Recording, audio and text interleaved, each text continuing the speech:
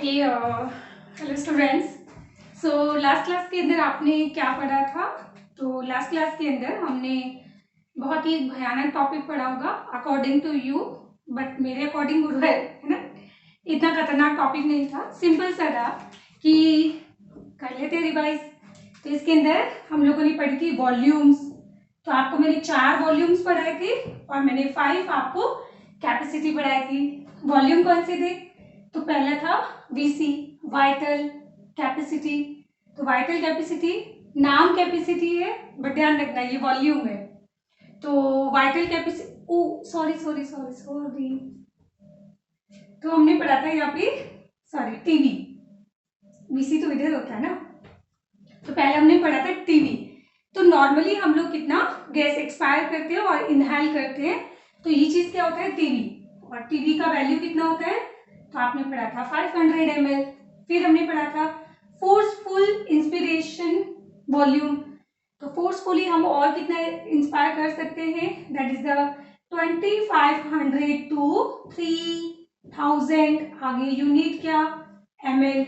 फिर उसके बाद नॉर्मल एक्सपायरेशन करने के बाद आप फोर्सफुल और कितना एक्सपायर कर सकते हो, एयर कितनी एक्सपेल आउट कर सकते हो, दैट इज क्या हो जाएगा? एक्सपायरेटरी रिजर्व वॉल्यूम, जिसका वैल्यू होता है 1000 टू 1100 ml। और उसके बाद लास्ट हमने पढ़ा था reserve volume, sorry residual volume.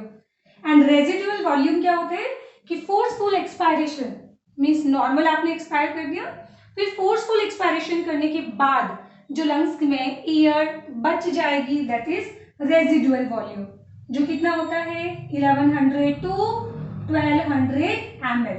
तो ये सारी हमारी कंप्लीट हो गई volume.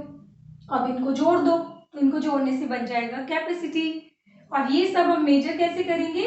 By the instrument spirometer.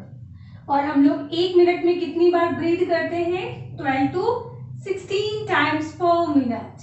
ठीक है। अब यहाँ पे कैपेसिटी तो क्या बोलेंगे? Inspiratory capacity. तो आप मैक्सिमम कितना इंस्पायर कर सकते हो? That is TV plus IRV, simple. फिर आ जाएगा एक्सपायरेटरी कैपेसिटी, मैक्सिमम हम कितना गैस एक्सपेल आउट कर सकते हैं, that is TV plus ERV, simple.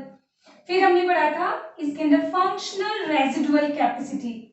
Functional मतलब जो लंग्स के अंदर अभी गैसियस एक्सचेंज के अंदर पार्टिसिपेट कर रहा है ड्यूरिंग नॉर्मल ब्रीदिंग। तो नॉर्मल ब्रीदिंग में टीवी तो बाहर निकल गया, अब पीछे बचा क्या? पीछे लंग्स के अंदर बचा है ईआरवी और रेजिडुअल वॉल्यूम, जो कर क्या रहा है? गैसियस एक्सचेंज कर रहा है। फिर आता है वाइटल कैपेसिटी, जो हम पूरा ब्रीद करते हैं, जो एनवायरनमेंट के साथ एक्सचेंज करते हैं। तो रेजिडुअल वॉल्यूम को छोड़कर बाकी सारी गैसेस क्या होती है? एनवायरनमेंट के साथ एक्सचेंज होती है, मींस वाइटल। तो यहाँ पे टीवी आ जाएगा प्लस ईआरवी आ जाएगा प्लस आईआरवी आ सकता है क्या? आता ही है। फिर उसके बाद आ जाएगा टोटल लंग कैपेसिटी। तो इन सब को जोड़ दो, TV plus ERV plus IRV plus RV, सब कुछ ऐड कर दिया। अब आगे मुझे ये पढ़ाने की जरूरत नहीं है बेटा कि यहाँ पे इंस्पिरेटरी कैपेसिटी का वॉल्यूम कितना होता है। तो आप क्या करोगे? इसमें ऐड कर दो ना 500, तो 500 तो ये हो जाएगा 3000 टू 35,000। इतना समझ आ गया? अब एक क्वेश्चन लिखो, ठीक है। 1 मिनट के अंदर टीवी का value of TV in 1 minute, तो बोलिए आंसर। 6000 ml किसका आया? देखो कैसे हम बोलते कि टीवी एक बार में ये 500 ml जो है वो एक्सचेंज कर रहे हैं। अब 1 मिनट में आप कितनी बार ब्रीद करते हो? तो आप ब्रीद करते हो इतने टाइम्स, तो दोनों को मल्टीप्लाई कर दो, तो आंसर आ जाएगा आपका 6000 ml, जिसको हम लोग और 6 लीटर भी बोल सकते हैं। ठीक है, सिंपल सी। तो नॉर्मल ब्रीदिंग के अंदर हम लोग 1 मिनट के अंदर 6 लीटर जो है ऑक्सीजन, सॉरी 6 लीटर जो है वो गैसियस एक्सचेंज कर दे नॉर्मल ब्रीदिंग के अंदर। क्लियर हो गया? चलो आगे बढ़ते हैं। अब इसके बाद में आपको पढ़ा रही थी एक्सचेंज ऑफ गैसेस। तो एक्सचेंज ऑफ गैसेस किसके ऊपर डिपेंड करेगा? तो वो डिपेंड करेगा फैक्टर कौन कौन से। तो पहला फैक्टर था, हमने पढ़ा था सॉल्युबिलिटी ऑफ गैसेस। तो हमने पढ़ा था CO2 जो होती है वो 20 to 25 टाइम्स ज्यादा सॉल्युबल होती है देन ऑक्सीजन। फिर हमने दूसरा पढ़ा था पार्शियल प्रेशर, है ना। तो हर एक इंडिविजुअल गैस का प्रेशर क्या होता है? Partial pressure. जो आपने पढ़ा था ऑक्सीजन का कितना होता है एयर के अंदर? 150, मतलब सॉरी 159, जिसको राउंड फिगर हम करके 160 ले सकते हैं, तो 160 ml। और CO2 का कितना होता है? 0.3 आगे क्या? mmHg। ठीक है, चलो आगे देखो। नाउ अब मैं टॉपिक लास्ट वाला कंप्लीट नहीं हुआ था, तो अब देखो कैसे होगा ये कंप्लीट। तो आपके पास ये क्या है? ये आपके पास एल्वेलाई है। ये बाहर क्या है? ये बाहर यहाँ पे एनवायरमेंट है। और एनवायरमेंट के अंदर ऑक्सीजन गैस कितना होता है? तो हमने पढ़ा था ऑक्सीजन का पार्शियल प्रेशर 159 mmHg। अब हम लोग बोलेंगे कि ये कहाँ गया? ऑक्सीजन जाएगी एल्वेलाई के अंदर, फिर एल्वेलाई से जाएगी कहाँ पे? ब्लड के पास। ठीक है, तो पहले एल्वेलाई के पास ब्लड आएगा, फिर आके वापस चला जाएगा। जो आया है बेटा वो तो जाएगा ही, है ना। तो यहाँ पे ये ब्लड क्या हो रहा है? इधर ट्रांसपोर्ट हो रहा है, फिर उसके बाद ये ब्लड चला जाएगा। अब फिर कहाँ चला जाएगा? तो ये चला जाएगा सेल के पास या फिर टिश्यू के पास। तो अब हम लोग देखते हैं कि जब हम लोग ब्रीथ करते हैं ना, तो ऐसा क्यों नहीं होता है कि ऑक्सीजन बाहर आ जाए और अंदर CO2 आ जाए। तो ध्यान रखिए, हमेशा ध्यान रखना, गैस ऑक्सीजन किधर जाएगी वो डिपेंड करता है ऑक्सीजन के पार्शियल प्रेशर पे। किस पे डिपेंड करेगा? ऑक्सीजन के पार्शियल प्रेशर पे डिपेंड करता है। अच्छा, क्या मैं इसको लिख सकती हूँ कि ये ऑक्सीजन टिश्यू को देने के बाद ये जो ब्लड यहाँ पे जा रहा है ना, this is deoxygenated blood, this is deoxygenated blood. और जो टिश्यू की तरफ जो ब्लड आ रहा है ना, जिसके पास खूब सारा ऑक्सीजन है, तो उसको बोला जाएगा ऑक्सीजनेटेड ब्लड। तो कॉमन सेंस की बात है, ये तो हो जाएगी आर्टरीज। कौन हो गया ये वाला? ये तो हो जाएगी आर्टरीज। और टिश्यू से ब्लड ले जाने का काम कौन करता है? तो टिश्यू से ब्लड लेके जाएगा वेन्स। क्या इसमें कुछ नया था क्या? नहीं। अब आगे देखो, यहाँ पे हम बोलेंगे कि ऑक्सीजन का पार्शियल प्रेशर एटमॉस्फेयर में कितना होता है। एटमॉस्फेयर में ऑक्सीजन का पार्शियल प्रेशर होता है 159 mmHg, that is round figure हो जाएगा 160 mmHg।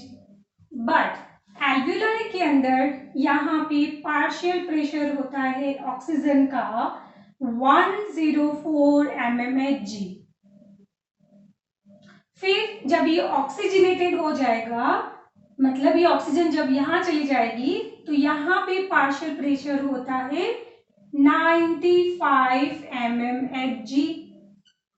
और जब ये यहां पहुंचेगा और ये ऑक्सीजन गिफ्ट कर देगा सेल को, तो ऑक्सीजन निकल गई, तो यहाँ पे जो पार्शियल प्रेशर होगा ऑक्सीजन का वो हो जाएगा 40 mmHg।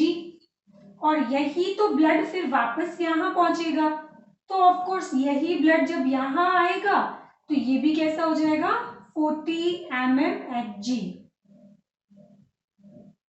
ये कितना हो जाएगा? 40 mmHg। आप सुनो मैं क्या कहना चाहती हूँ। तो ऑक्सीजन का देखो पार्शियल प्रेशर यहाँ पे कितना है? 159, यहाँ कितना है? 104। तो ऑक्सीजन किधर जाएगी? High to low concentration. कहाँ जाएगी? High to low concentration.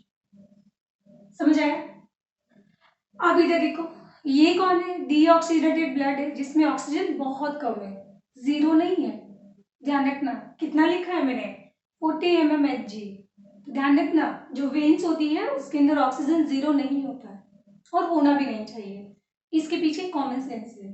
ठीक है, तो नाउ देखो कैसे। अब यहाँ पे कितना है 104, यहाँ पे कितना है 40, तो ऑक्सीजन कहाँ चला जाएगा? High to low concentration 104 to 40 mmHg। पर हम तो जानते हैं कि अब ये जब ऑक्सीजनेटेड हो जाएगा तो ऑक्सीजनेटेड होने के बाद ये हो जाएगा कितना, ये कन्वर्ट हो जाएगा किसमें, तो मैं यहाँ पे एरो नहीं बना रही हूँ, तो ये 40 mmHg से हो जाएगा 95 mmHg। चलो कन्वर्ट हो गया इसके अंदर। पर तुम एक चीज सोचो कि अगर यहाँ पे 104 है तो ये भी तो 104 ही होना चाहिए ना। अरे भाई उसके लिए थोड़ा टाइम चाहिए होता है ऑक्सीजन को अंदर जाने के लिए, है ना।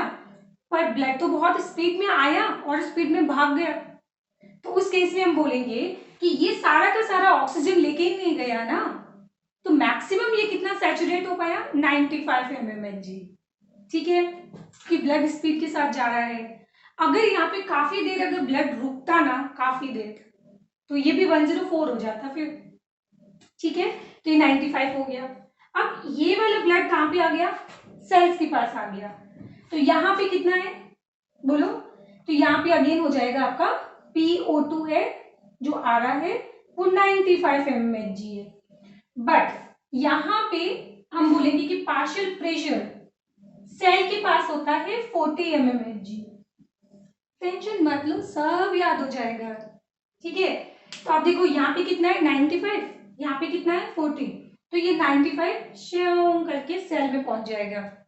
बट हम पढ़ेंगे आगे जाके कि यहाँ पे जो है ना ब्लड काफी देर तक रुकता है, बताऊंगी कैसे।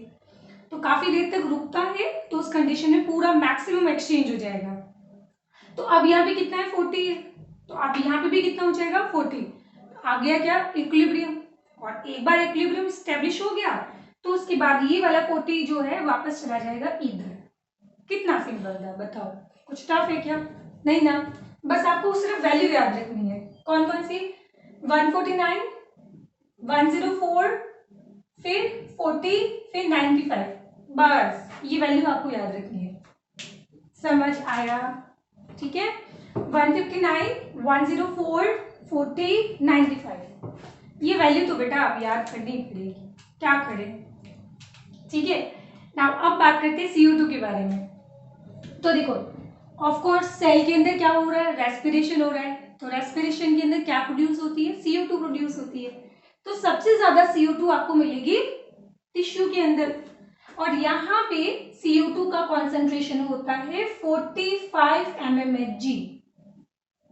CO2 मुझे बहुत पसंद है क्योंकि इसमें बहुत ज्यादा वैल्यू है भी नहीं, बहुत सिंपल है। यहाँ पे कितना है 45 mmHg, तो अब यहाँ पे जो ब्लड जा रहा है उसमें भी CO2 कितना हो जाएगा फिर? ऑफ कोर्स उसमें भी हो जाएगा 45 mmHg, चला गया। अब यहाँ पे कितना ब्लड आ रहा है, मतलब CO2 आ रहा है, तो ये आ रहा है 45 mmHg वाला, ये ब्लड यहाँ पहुंच गया। ठीक है, और टिश्यू मतलब एल्वुलाई के अंदर यहाँ पे CO2 होता है 40 mmHg। टेंशन मत लो, सब याद हो जाएगा। और एटमॉस्फेयर के अंदर CO2 होता है 0.3 mmHg। तो क्या हुआ, ये CO2 यहाँ गई, फिर ये ब्लड यहाँ से यहाँ पहुंचा, तो यहाँ कोई चेंज नहीं हुआ है, ध्यान रखना, ये तो सेम ही ब्लड है जो यहाँ पहुंच रहा है। फिर ये CO2 यहाँ पे कितना है 45, यहाँ पे कितना है 40, तो ये CO2 कहाँ चली गई? CO2 चली जाएगी ब्लड से एल्वुलाई के अंदर, फिर एल्वुलाई से CO2 आ जाएगी एनवायरमेंट के अंदर।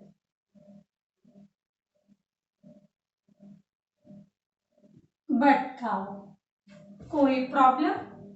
तो इसको एक काम करते हैं, फ्लो चार्ट बना देते हैं जो एनसीईआरटी में भी बनाया हुआ है। ठीक है, तो देखो कैसे, partial pressure of O2, partial pressure of CO2, अब ये कैसे मूव करेगा, लेट्स सी। पहले ऐसे बना देते हैं बढ़िया से टेबल डायग्राम बढ़िया, सुंदर, अति सुंदर। ठीक है, अब बताओ यहाँ पे कौन है ये, यहाँ पे आ जाएगा लंग्स। तो लंग्स से ऑक्सीजन कहाँ जाएगी, तो लंग्स से ऑक्सीजन जाएगी कहाँ, एल्वुलाई, नहीं एनवायरमेंट। पहला कौन आएगा, पहला एनवायरमेंट आएगा। एनवायरमेंट मतलब एनवायरमेंट, तो ये एनवायरमेंट हो गया। फिर उसके बाद हम बोलेंगे कि ऑक्सीजन कहाँ गई, लंग्स के पास। फिर लंग्स से कहाँ जाएगी, तो लंग्स से जाएगी ब्लड के पास। पर जो ब्लड आ रहा है ना, उसको मैं क्या बोलूं, उसको मैं बोलूंगी deoxygenated blood, deoxygenated blood. In short में बोला जाए तो मैं वेन्स की बात कर रही हूं। फिर उसके बाद जो ब्लड पूरा सैचुरेट हो जाएगा तो ये क्या हो जाएगी, आर्टरीज। तो यहाँ पे आपको मिलेगा ऑक्सीजिनेटेड ब्लड, जिसको बोला जाएगा आर्टरीज। ठीक है, और फिर ये फाइनली पहुंच जाएगा कहाँ पे, टिश्यू के पास। कहाँ पहुंच गया, टिश्यू के पास। ठीक है, अब बस हमको लिखना क्या है, सिर्फ वैल्यू लिखनी है जो हमने जस्ट अभी याद की थी। कौन सी, एनवायरमेंट के अंदर होता है कितना, 159। और ध्यान रखना इन सब का यूनिट यहाँ पे मैं लिख रही हूँ mmHg के अंदर। तो 150, फिर लंग्स के अंदर कितना होता है 104, जो डीऑक्सीजनेटेड जो ब्लड आ रहा है उसमें कितना होता है 40, और फिर जब वो ऑक्सीजन ब्लड में चला जाएगा तो ब्लड कितना हो जाएगा 95, और टिश्यू तो होता है 40। कितना सिंपल था। और यहाँ पे 40 है तो ये भी 40 हो जाएगा, यहाँ अगर ये 45 है तो ये भी 45 हो जाएगा, क्योंकि यहाँ पे ब्लड काफी देर तक रुकता है। तो ये एक्सचेंज तब तक चलता रहेगा जब तक इक्विलिब्रियम नहीं आ जाएगा। समझ आ गया। तो इसकी कहानी बहुत सिंपल है। CO2 की तो उससे भी सिंपल है। देखो एनवायरमेंट के अंदर कितना होता है 0.3।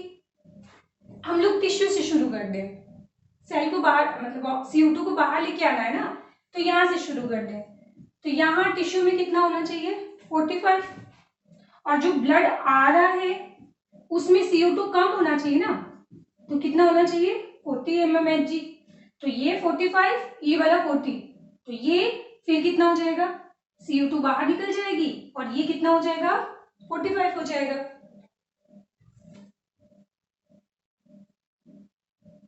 ठीक है, तो अब ये कितना हो जाएगा, ऑक्सीजनेटेड जो ब्लड आ रहा है उसमें CO2 कम होता है। फिर ये जब डीऑक्सीजनेटेड जो ब्लड होगा ये कितना हो जाएगा 45। फिर पहुंच गए लंग्स के अंदर, तो लंग्स में कितना होता है 40, और फिर आगे आ जाएगा 0.3। तो मैंने आपको क्या बोला था कि यहाँ पे CO2 को याद करना बहुत आसान है, 40 45 45 40 40 45, बस यही तो याद रखना है। ठीक है, तो अब ये तो आप सिर्फ कॉमन सेंस यूज करके लिख सकते हो कि कहाँ पे CO2 ज्यादा होगी और कहाँ पे CO2 कम होगी। ऑब्वियसली बेटा टिश्यू के अंदर और वेन्स के अंदर CO2 ज्यादा होती है, और आर्टरीज के अंदर और लंग्स के अंदर CO2 कम होगी। तो इन दोनों के अंदर आपको 40 लिखना है और इन दोनों के अंदर आपको 45 लिखना है। बताओ कितना सिंपल था। नहीं समझ आया, वीडियो वापस देख लो। तो ये सिंपल सा टॉपिक हमने पढ़ा था, कौन सा, एक्सचेंज ऑफ गैसेस। तो CO2 की तो वैल्यू आपको कुछ याद करने की जरूरत है नहीं, इसमें बस याद कर लो। तो देखो दो जगह तो 40 40 आ रहा है, और ये कितना हो जाएगा 105, ये तो हमको पता ही होता है। बस एक 95 याद कर लो। अगर नहीं याद होगा ना तो देखो 159, तो 9 के आगे 5, ये 59 लिखा हुआ है ना, तो इस 59 को उल्टा कर दो तो ये हो जाएगा 95। इतनी ट्रिक मत बनाओ बेटा, एग्जाम में याद नहीं आएगी कि कौन सी ट्रिक बनाई थी हमने। ठीक है, चलो तो ये कंप्लीट हो गया हमारा। नाउ अब इसके बाद हम लोग पढ़ने जा रहे हैं आज की क्लास हीमोग्लोबिन के नाम। अब हम लोग पढ़ेंगे क्या, हीमोग्लोबिन के बारे में। अगर आपने क्लास 10th के अंदर ये टॉपिक अगर पढ़ा होगा तो उसमें एक पॉइंट लिखा हुआ था कि अगर हमारे ब्लड में ऑक्सीजन नहीं होता, सॉरी, हमारे ब्लड में अगर हीमोग्लोबिन नहीं होता तो यू नो लंग से ऑक्सीजन को पैरों तक पहुंचने में 3 साल लग जाते हैं। अगर हमारे ब्लड में हीमोग्लोबिन नहीं होता तो ऑक्सीजन को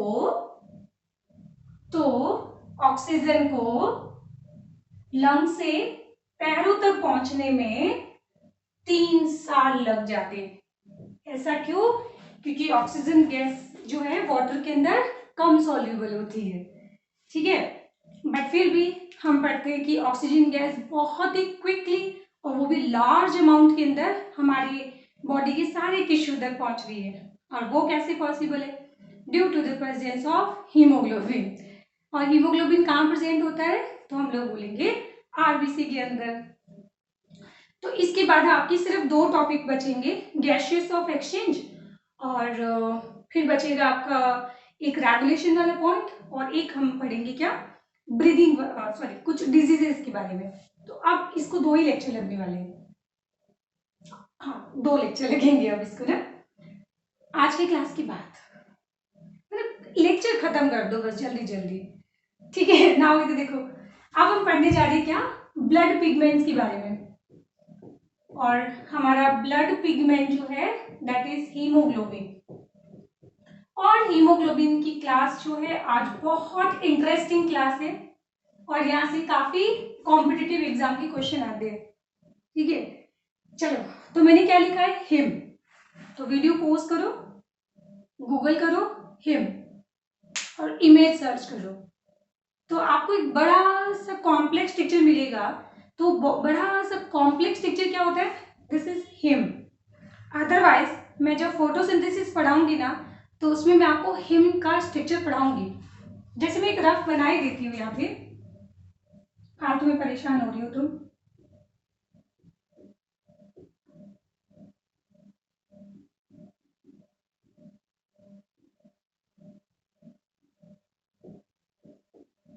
मतलब ऐसा बड़ा सा एक कॉम्प्लेक्स होता है, ऑर्गेनिक सब्सटेंस होता है, ठीक है। तो ऐसी एक रिंग होती है और उस रिंग के बीच में यहाँ प्रेजेंट होता है आयरन। और आयरन कौन सी फॉर्म में होता है, +2 के फॉर्म में। तो ये होता है हिम का स्ट्रक्चर, ठीक है। अब इसके साथ एसोसिएटेड कर दो ग्लोबिन प्रोटीन, तो अब ये बन जाएगा हीमोग्लोबिन, ठीक है। तो इसके अंदर क्या हो जाएगा, ये हो जाएगा हिम प्लस ग्लोबिन। तो आप लोगों ने क्या नोटिस किया था कि ये जो हिम था इसका सेंट्रल एटम कौन सा है, तो इसका सेंट्रल एटम होता है आयरन, और वो भी कौन सी फॉर्म में, +2 की फॉर्म में। क्योंकि एग्जाम में क्वेश्चन आता भी है कि +3 या +2, तो क्या याद रखोगे, +2 फॉर्म। तो इस तरीके से बन जाता है हीमोग्लोबिन। अब मैं बात करती हूँ हीमोग्लोबिन का स्ट्रक्चर बना रही हूँ। तो हीमोग्लोबिन के स्ट्रक्चर के अंदर एक्चुअली पहले मैं ये पढ़ा देती हूँ। तो ये तो आपने सबने सुना होगा बेटा कि प्रोटीन किसका बनता है, तो आप लोगों ने पढ़ा होगा अमाइनो एसिड का। तो ये मैंने क्या लिखा है, amino acid, amino acid, amino acid.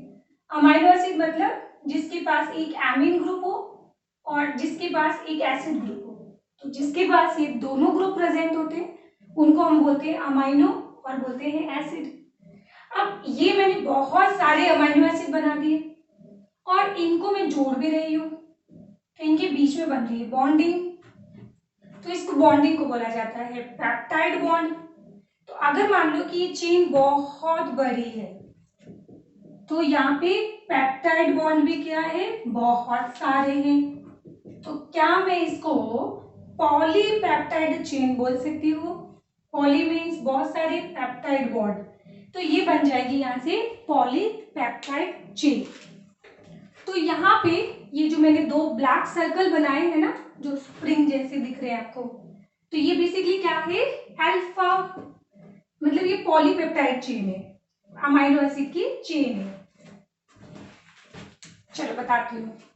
तो ये हो जाएगा एक पॉलीपेप्टाइड चेन अल्फा, ये कौन सी हो जाएगी, अल्फा, फिर ये पॉलीपेप्टाइड चेन हो जाएगी बीटा और ये हो जाएगी पॉलीपेप्टाइड चेन बीटा। अभी आपको सब समझ आ जाएगा। और ये होता है ग्लोबिन प्रोटीन। तो यहाँ पे मैंने ग्लोबिन प्रोटीन की कितनी चेन बनाई है? 4 चेन, जिसमें से 2 अल्फा है और 2 बीटा है। जो पहले डिस्कर्ड हुआ अल्फा, बाद में डिस्कर्ड हुआ बीटा। अब ये जो ग्लोबिन प्रोटीन होता है इसके साथ में एसोसिएटेड होगा हिम। तो ये मैं जो ग्रीन कलर से बना रही हूं दिस इज हिम। यहाँ पे भी क्या होता है? हिम। और यहाँ पे क्या होता है? हिम। और यहाँ पे भी क्या होता है? हिम। अब इस तरीके से ये सारे स्ट्रक्चर जो है वो एसोसिएटेड होंगे और फिर फाइनली ये एक पूरा बन जाएगा सिंगल हीमोग्लोबिन मॉलिक्यूल। और हीमोग्लोबिन को अब से मैं ऐसे लिखूंगी, कैपिटल H और स्मॉल b। क्या मैं ऐसा बोल सकती हूँ कि हीमोग्लोबिन के अंदर 4 पॉलीपेप्टाइड चेन होती है? बोलो बोलो, कितनी पॉलीपेप्टाइड चेन होगी? 4। और बताओ तो ये 4 पॉलीपेप्टाइड चेन कौन सी है? तो हम लोग बोलेंगे 2 बीटा 2 अल्फा। 2 अल्फा चेन होगी, 2 बीटा चेन होगी। याद रख लेना, क्योंकि 12th क्लास में ये फिर वापस पूरा आएगा। क्योंकि हम एक डिजीज पढ़ते हैं सिकल सेल एनीमिया, तो एक्चुअली उसमें गड़बड़ होती है कहाँ पे? बीटा चेन के अंदर। तो वो बीटा चेन खराब हो जाती है तो अल्टीमेटली हीमोग्लोबिन खराब हो जाता है, तो अल्टीमेटली आरबीसी खराब हो जाती है। तो उस डिजीज को हम बोलते हैं सिकल सेल एनीमिया। पढ़ाऊंगी। तो ये हो जाएगा एडल्ट हीमोग्लोबिन। एक मैं हीमोग्लोबिन और लिखने जा रही हूँ, दिस इज फीटल हीमोग्लोबिन। क्या लिखने जा रही हूँ मैं? फीटल हीमोग्लोबिन, जो फीटस के अंदर होता है। ये होता है अल्फा 2 गामा 2। देखो पहले जो डिस्कवर्ड हुआ अल्फा, बाद में जो डिस्कवर्ड हुआ बीटा, और बाद में जो डिस्कवर्ड हुआ गामा। ठीक है, तो इसका मतलब फीटस में और एडल्ट के अंदर हीमोग्लोबिन में सिमिलरिटी कहाँ पे? अल्फा के अंदर। बट एडल्ट के अंदर बीटा होता है और वहां पे फीटस के अंदर यहाँ पे गामा होता है। नाउ मैंने ऐसा क्यों लिखा है और ये डिफरेंट हीमोग्लोबिन क्यों होता है इसके अंदर? कॉमन सेंस की बात है कि अगर बच्चे के अंदर भी अगर ये हो अल्फा 2 बीटा 2 और इसकी जो मम्मी है उसके अंदर भी कौन सा है? Alpha 2 beta 2। अब हम लोग क्या बोलते हैं कि बच्चा 9 मंथ तक अपने लंग्स यूज नहीं करता है। वो ऑक्सीजन गैस कहां से कैप्चर करेगा? मदर के ब्लड से। तो सोचो यहाँ पे फीटस के अंदर ये फीटस का ब्लड हो गया और ये मदर का ब्लड हो गया। ठीक है, तो हम बोलेंगे कि अगर दोनों हीमोग्लोबिन सेम हुआ तो फिर बताओ ये ऑक्सीजन क्या कैप्चर कर पाएगा क्या? नहीं ना। तो यहाँ फीटस के अंदर कोई तो एक अलग हीमोग्लोबिन रखो जिसकी एफिनिटी जो ज्यादा पावरफुल हो इससे, तभी तो वो मदर के हीमोग्लोबिन से ऑक्सीजन को छीन पाएगा। समझ आया? तो हम लोग बोलते हैं कि फीटस का जो हीमोग्लोबिन होता है इसकी एफिनिटी मदर के मींस एडल्ट के हीमोग्लोबिन से 30 टाइम्स ज्यादा होती है। तभी तो वो मदर के ब्लड में जो हीमोग्लोबिन होता है उससे ऑक्सीजन खींच पाता है। ठीक है, तो ये तो कॉमन सेंस है बेटा। तो इसके पास हैव मोर एफिनिटी, और वो भी कितना? 25% मोर एफिनिटी 25%। इसको मैं नीचे लिख देती हूँ।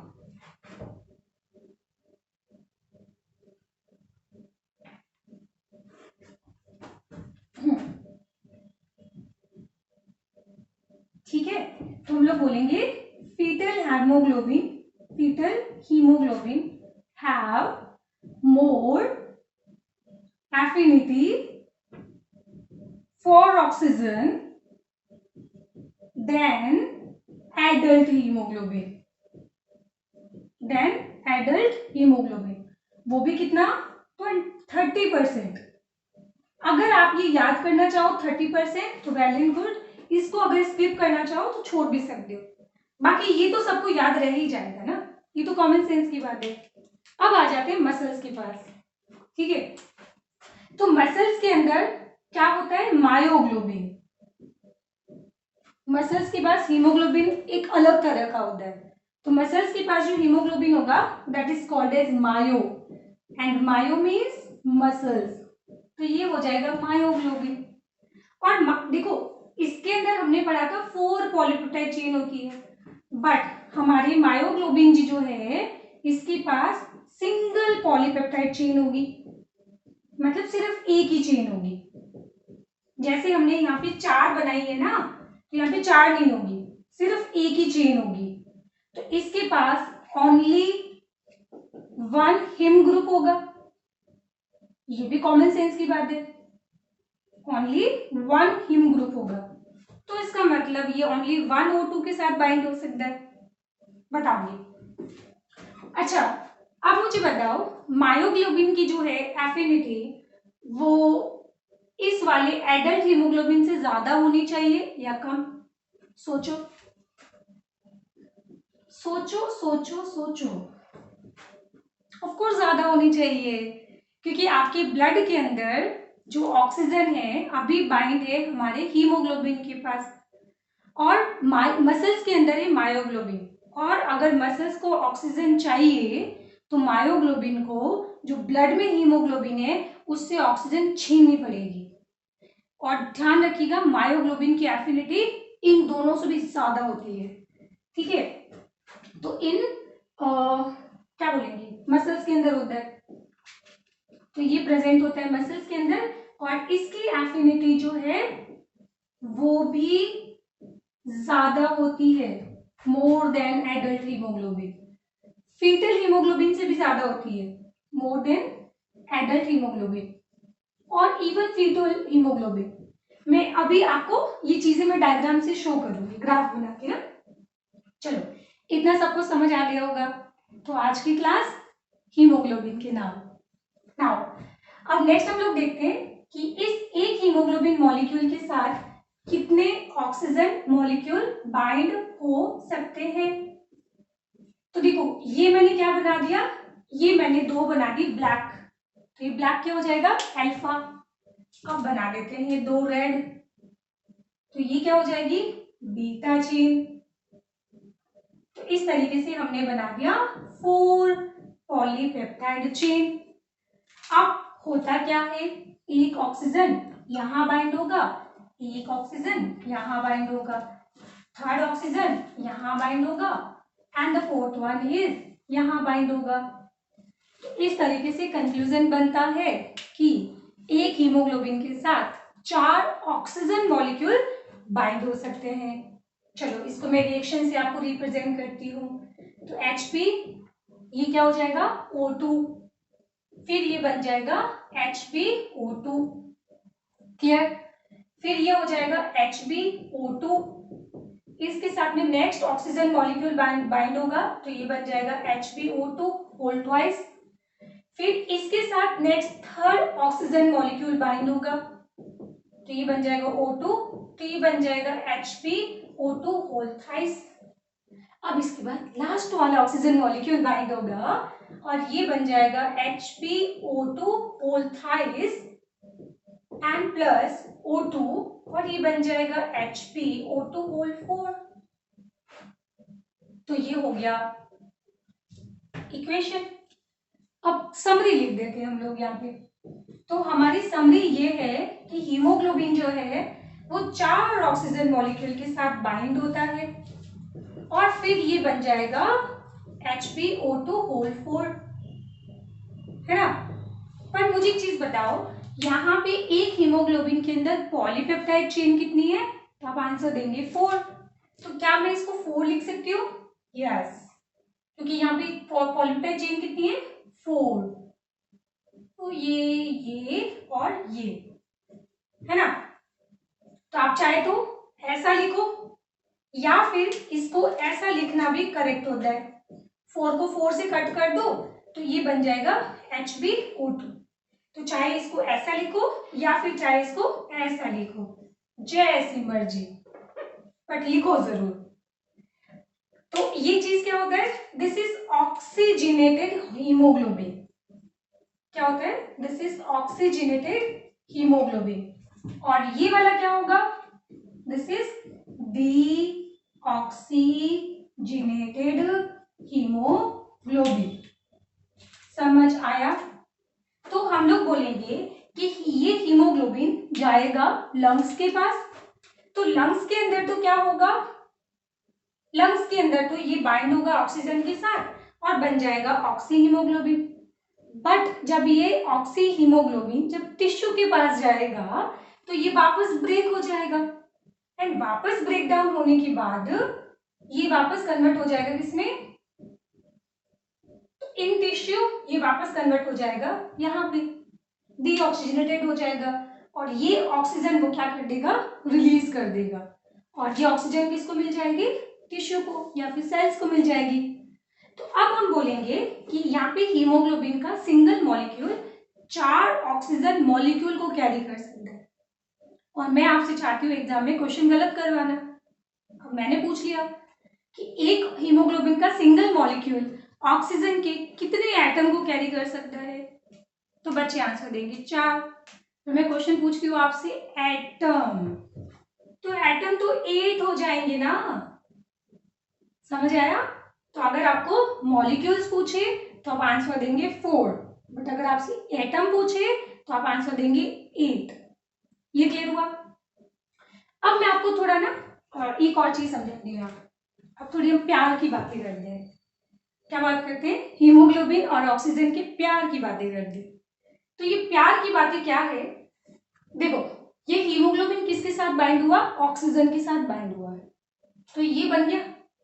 अब ये पता है जो सबसे पहला हीमोग्लोबिन बाइंड होता है ना, ऑक्सीजन जो बाइंड होता है वो स्लो बाइंड होता है, फिर सेकंड वाला फास्ट बाइंड होता है, थर्ड वाला और तेजी से बाइंड होता है, एंड फोर्थ वाला सबसे तेज बाइंड होगा। ऐसा क्यों? क्योंकि ये जो ऑक्सीजन हीमोग्लोबिन के साथ बाइंड हो रहा है ना, तो बाइंड होने के बाद इस ऑक्सीजन ने हीमोग्लोबिन की एफिनिटी को बढ़ा दिया है कि भाई ऑक्सीजन बहुत अच्छा होता है, जल्दी से बाइंड कर।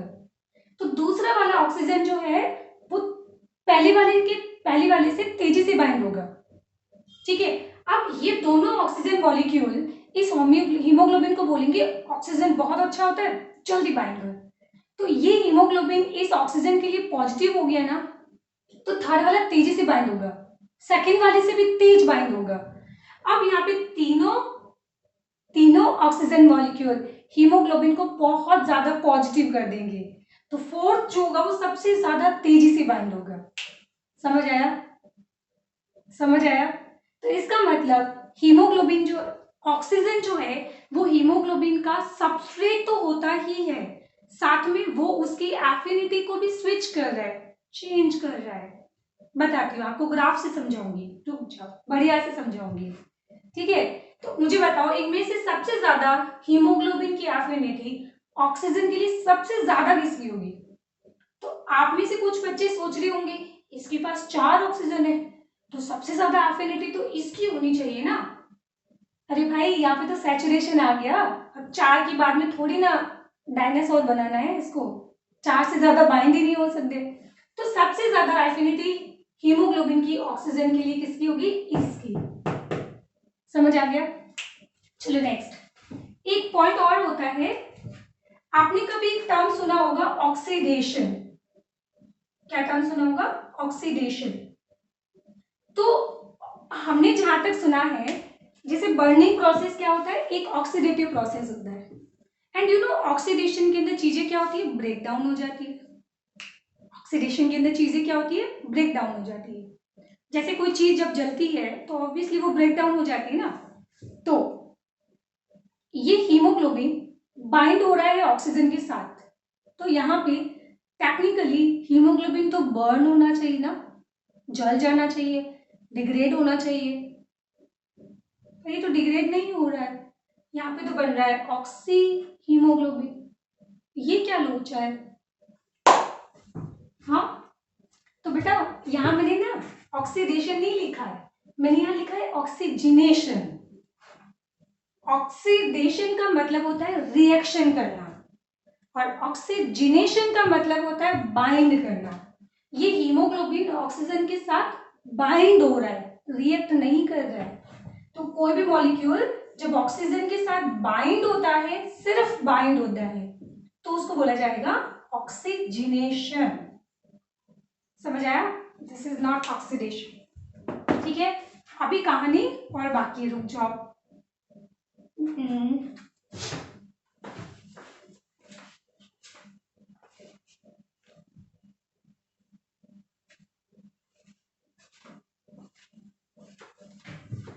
एक काम करते, आप ज्यादा हो जाएगा नहीं तो आज हम लोग यहीं पे स्टॉप कर देते। ठीक है, तो अभी हीमोग्लोबिन के बारे में अच्छी अच्छी बातें और बाकी है। तो इतनी तो हमने अच्छी अच्छी बातें पढ़ी है ना, तो इसको बस आप याद कर लेना, क्योंकि नेक्स्ट क्लास में मैं वैसे भी इसको बिल्कुल एक प्रॉपर ग्राफ से समझाऊंगी। ठीक है, और ये आप लोग और समझ लेना। ये इक्वेशन आप नहीं भी समझोगे ना तो छोड़ भी सकते हो, इतना कोई ज्यादा टफ है नहीं ये। ठीक है, तो आज के लिए टाटा बाय बाय कर देते हैं। ठीक है, तो स्माइल करते रहो, पढ़ाई करते रहो। टाटा बाय बाय, जय हिंद।